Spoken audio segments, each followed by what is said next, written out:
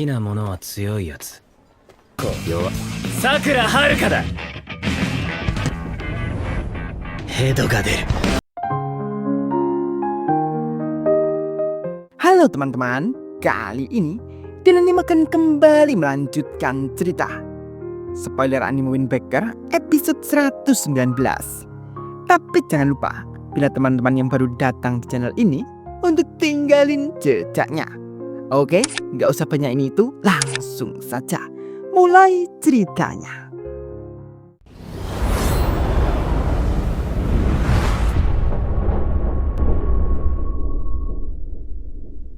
Mamijikawa yang mencoba mengerti Sakura. Mamijikawa lalu mengatakan, "Aku benar-benar benci orang luar. Kakekku ditipu oleh seseorang dari luar kota. Mereka merampas bengkel itu, dan ketika dia berada di titik terendah, dia meninggal. Lalu keluargaku hancur berantakan. Aku tidak akan pernah memaafkan orang itu seumur hidupku. Kebencian itu tidak akan pernah hilang. Tapi saat ini, tiba-tiba aku ingin tahu lebih banyak tentang orang luar yang datang ke kota ini.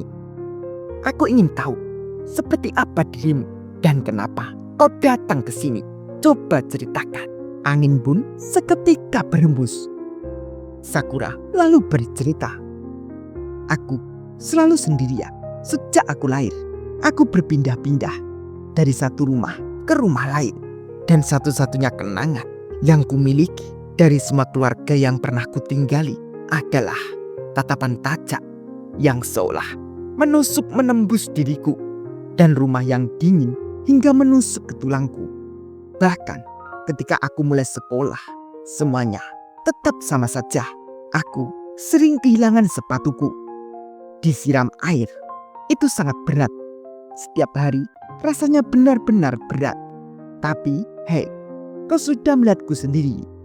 Sembari Sakura tersenyum mengatakan, "Aku tidak bisa dibilang orang yang paling sopan di luar sana. Tapi saat itu aku masih memiliki sedikit harapan bahwa mungkin aku bisa menemukan sebuah tempat di mana aku bisa diterima. Bahwa mungkin seseorang akan membutuhkanku. Bahwa mungkin ada sebuah tempat di mana orang-orang benar-benar akan menerimaku." Tapi di sekitar waktu itulah saat aku juga bertemu ayahku untuk pertama kalinya. Saat aku mencoba mendekat, dia memelototiku dengan tatapan marah di wajahnya.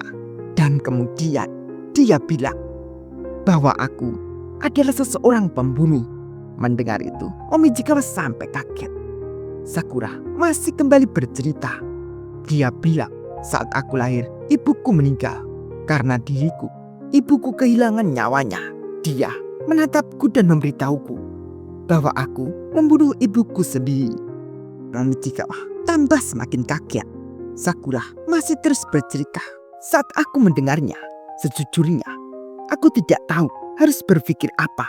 Tapi satu-satunya hal yang ada di kepalaku adalah bahwa aku tidak diterima dimanapun." Lalu setelah itu, melihat Sakura bercerita sambil tertawa, Mamijikawa lalu mendekat ke Sakura, menarik baju Sakura dan menanyakan, "Kenapa? Kenapa kau tersenyum?" Sakura pun masih bercerita, "Aku lebih menyukai malam hari. Aku tidak perlu bicara dengan siapapun. Aku tidak harus khawatir tentang tatapan dingin dan kata-kata kejam. Dan yang paling penting, dikelilingi oleh kegelapan. Rambut dan mataku tidak terlalu menggangguku. Siluetku kehilangan bentuknya sampai aku tak bisa lagi membedakan di mana aku berakhir dan dunia lain dimulai. Semua kesedihan dan kesepian larut begitu saja ke dalam kegelapan. Aku akhirnya bisa bernapas sedikit lebih lega. Itulah sebabnya aku benci sinar matahari yang menyinariku di pagi hari. Cahaya itu membuat semua siluet terlihat jauh lebih jelas. Aku tidak bisa lagi berpura-pura bahwa kesedihan dan kesepian itu tidak ada. Tapi suatu hari mungkin aku akan menemukan tempat itu. Tempat di mana tidak lagi penting pagi atau malam. Orang-orang di sekitarku akan menerimaku apa adanya. Harapan itulah satu-satunya hal yang membuatku terus bertahan." Di saat Sakura mendengar ucapan ayahnya, bila Sakura pembunuh itu, Sakura beranggapan lain. Tapi aku salah. Di seluruh dunia yang luas ini, tidak ada satupun tempat di mana orang-orang akan menerimaku apa adanya. Itulah yang aku pelajari saat aku mendengar kata-kata yang keluar dari bibir ayahku ketika aku pertama kali bertemu dengannya.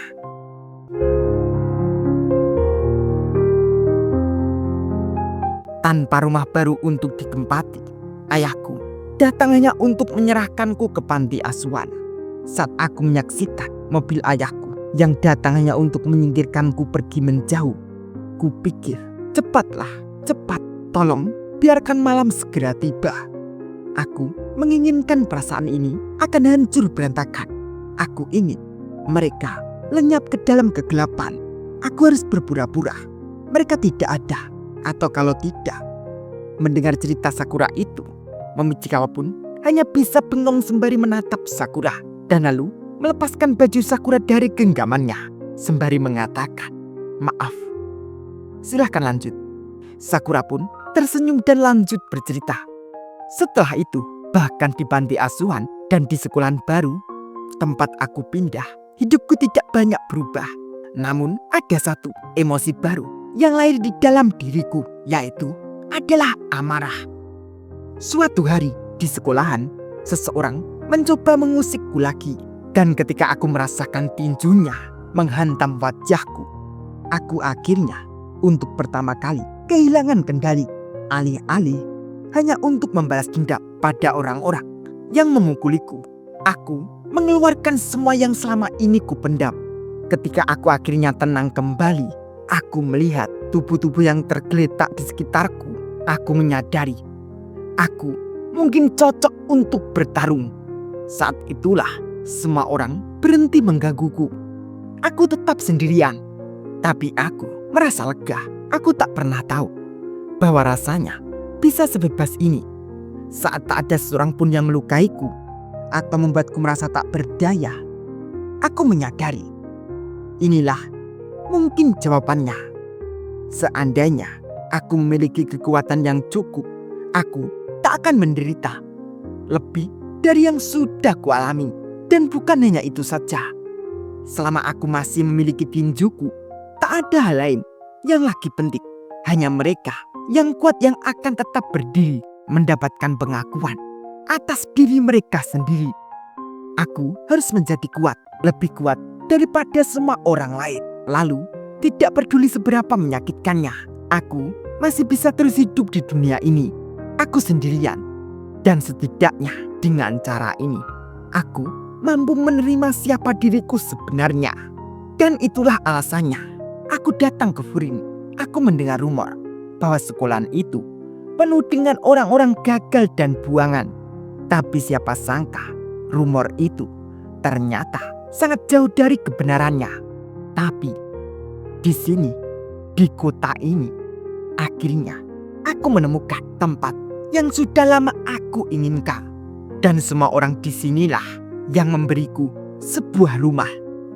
Itulah alasannya mengapa aku ingin tetap di sini dan mengapa aku berdiri di sini sekarang.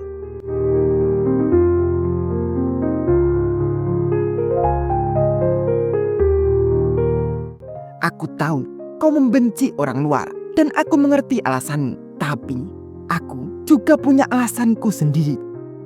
Bahkan jika kau menyuruhku pergi, aku tidak akan bergerak sedikit pun.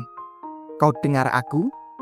Mendengar itu dari Sakura, Momichikawa pun hanya diam tanpa kata. Dan lanjut nanti ya, Bre. Bila mau ada di deskripsi ya. Terima kasih teman-teman.